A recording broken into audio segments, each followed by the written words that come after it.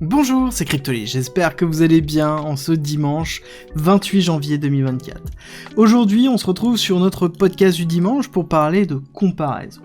Doit-on vraiment se comparer pour exister? Alors c'est une question qui est très importante, surtout dans l'investissement, dans la crypto et dans le trading, parce qu'on a toujours tendance à se comparer continuellement. Et c'est le sujet que je vais aborder. Pourquoi il faut se comparer, quels sont les risques à se comparer et comment bien faire les choses pour pouvoir évoluer et pouvoir profiter vraiment du potentiel de la comparaison et le fait d'avoir des personnes à qui se comparer, qui chercher, qui trouver et comment évoluer dans cet écosystème. Alors, on va commencer par juste une question toute bête. Je sais pas pour vous, mais est-ce que ça vous est déjà arrivé de vous sentir seul, surtout dans le domaine de l'investissement, du trading ou encore même de la crypto? Alors j'ai déjà répondu un peu à cette question lors du dernier podcast, je vous ai expliqué l'importance d'avoir un groupe pour éviter de se sentir seul. Alors il faut juste savoir que le groupe a des effets positifs mais aussi des effets négatifs, et je vais justement m'attarder sur la notion de comparaison, parce que c'est un élément qui est vraiment important et qui est lié principalement au groupe. La comparaison, c'est évoluer par rapport aux autres, et c'est un élément important de la vie en société et de la vie en groupe. On se compare, on est fait comme ça, malheureusement. D'ailleurs, je pense que tous les garçons vont se reconnaître là-dedans, mais je pense que j'étais pas le seul, quand j'étais enfant, de me comparer, de faire un concours, par exemple celui qui fait pipi le plus loin. C'est quelque chose qui est toujours fréquent et qu'on reproduit systématiquement dans notre vie de tous les jours, plus tard. Alors que c'était quelque chose qui est inscrit dans notre façon de fonctionner très jeune, et c'était pas forcément lié à la société en elle-même, mais c'est plus qui on est. Et après, ça fait une forme de jeu de rôle que l'on retrouve au sein de notre société, qui instancie une forme de hiérarchie. C'est-à-dire, plus tu es meilleur dans la comparaison, plus tu es haut dans la hiérarchie sociale. Alors, est-ce que c'est vrai ou faux? En tout cas, dans la majorité des cas, c'est le cas, et on le voit aussi dans cette volonté de vouloir écraser les autres. Alors, pourquoi je vous parle de ça? Parce que c'est encore plus vrai en crypto, en investissement ou encore en trading. Ça a un rôle vraiment en plus très important dans votre évolution, parce que on a envie de se comparer, on regarde l'évolution que l'on a eue par rapport à avant et par rapport aux autres. Est-ce que les autres avancent plus vite que moi? Est-ce que je suis bien par rapport aux autres? Est-ce que j'avance plus vite qu'eux? Pourquoi pas? Et ça me permet de statuer où j'en suis dans mon avancement. Alors oui, la comparaison c'est plutôt positif, à partir du moment où c'est fait de la bonne façon. On doit vraiment chercher à s'améliorer, à comprendre comment s'améliorer, la meilleure façon de s'améliorer, à travers des échanges, pourquoi pas, avec un groupe. Par contre, il faut que ce groupe ait les mêmes objectifs que vous, et les mêmes moyens de communication que vous. Il faut comprendre ce que fait l'autre et comment il le fait pour pouvoir progresser. Alors on peut aller même un peu plus loin, pourquoi pas, en choisissant un mentor. Alors le fait d'avoir un mentor, ça a un avantage très fort, c'est que ça va être la personne qui va être à atteindre, c'est le but, c'est l'objectif, c'est la personne qui va vous montrer comment il l'a fait, comment il a progressé, et ça va vous inspirer, c'est le but vraiment du mentor. Et je pense que d'ailleurs, c'est quelque chose qui m'a manqué, et qui me manque toujours d'ailleurs, c'est cette notion de mentor.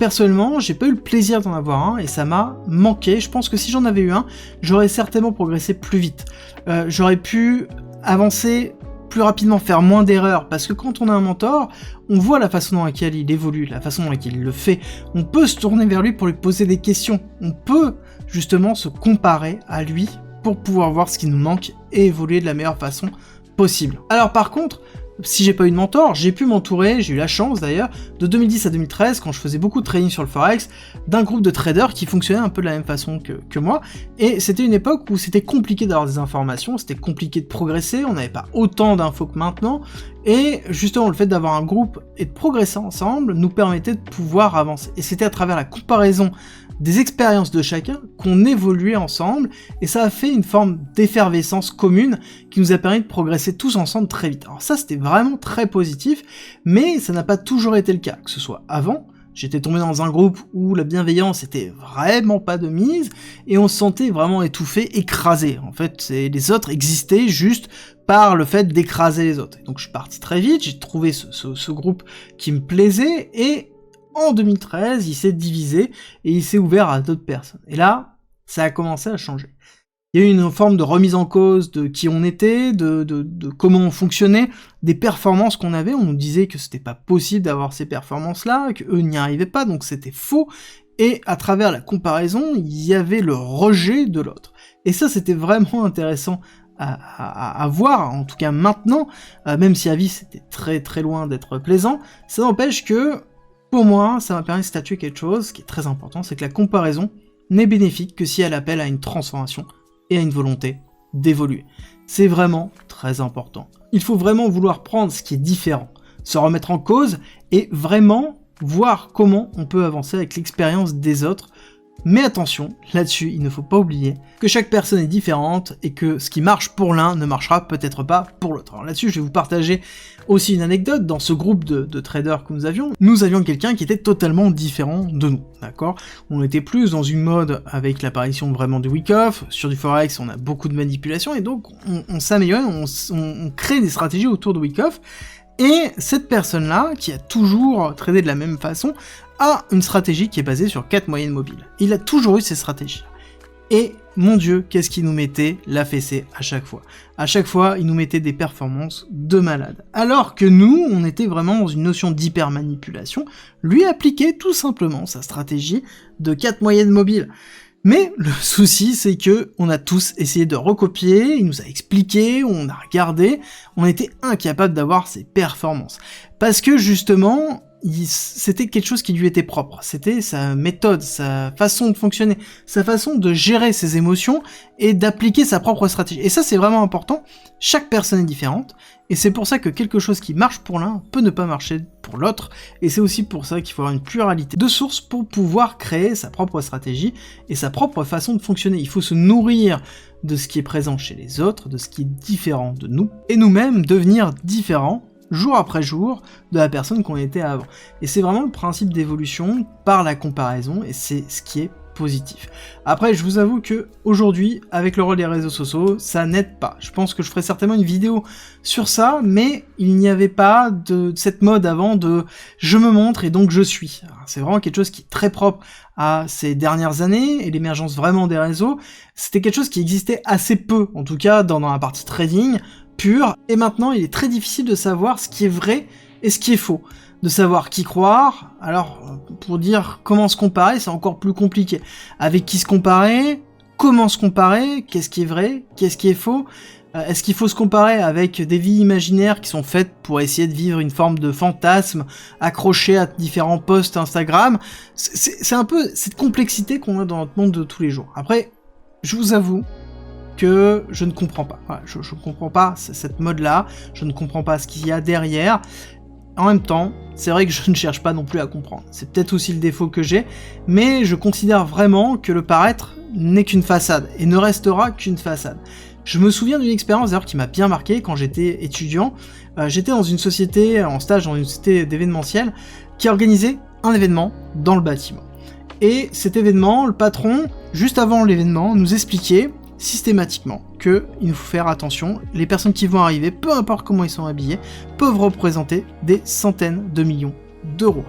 Et ça, il ne nous a pas arrêté de le répéter avant, pendant, après, systématiquement, parce que c'est vrai que dans le bâtiment, et partout ailleurs d'ailleurs, l'habit ne fait pas le moine, c'est un peu ce qu'on dit, et les personnes pouvaient être habillées n'importe comment, voire même en haillons, et être à la tête d'une énorme société de BTP. Et ça, je pense que ça m'a marqué dans la représentation de ma vie, de qui je suis, ou même des relations que j'ai avec les différentes personnes. Et même les personnes que je connais, actuellement, la majeure partie des personnes qui sont entrepreneurs, chefs d'entreprise, ou même traders que je côtoie et que j'ai pu être amené à connaître, bah, ils ont pas forcément de montres, ou de collection de montres, ou de collection de voitures extraordinaires. Ils ont pas de montre, voilà, ou une montre classique, voire une voiture classique. Alors oui, peut-être une voiture confort, mais une voiture classique. Alors oui, il y en a quelques-uns qui ont des montres, mais c'est parce qu'ils aiment ça. Quelques-uns qui ont des Porsche ou des Ferrari, parce qu'ils aiment ça. Mais à ce moment-là, c'est plus une notion de passe-temps, de plaisir, de goût, que plutôt de dire « Bah moi, je suis millionnaire, donc à côté, j'ai une collection de montres ».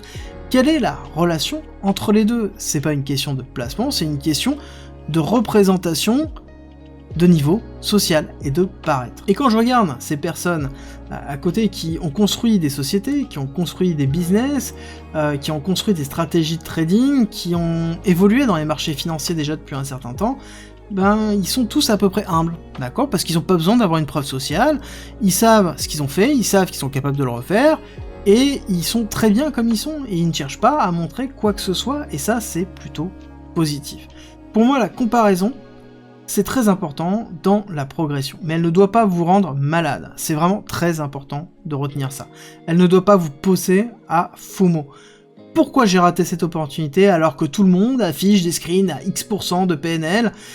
C'est le cas avec les airdrops, c'est le cas avec des trades, c'est le cas avec des investissements.